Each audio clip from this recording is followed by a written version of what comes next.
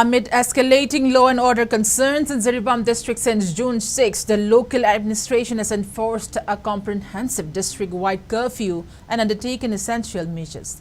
This includes the swift deployment of Manipur police commandos previously assigned to the 5 valley districts to Jiribam following orders from Additional Director General of Police, Law and Order, Manipur Police L. Kailun. Commando personnel have been airlifted to Jiribam in phases starting this morning.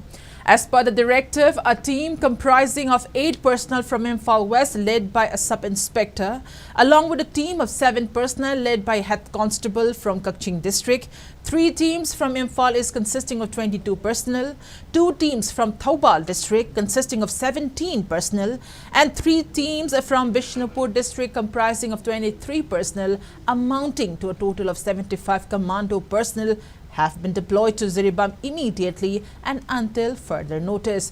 Furthermore, as per a statement issued today by DGP of Manipur Police, Rajiv Singh, Inspector Sangapam Ibotombi will continue as the officer in charge OC of Jiribam Police Station, while Inspector Haigrujam Dev Kishore from the same police station will serve in CID security until further instructions.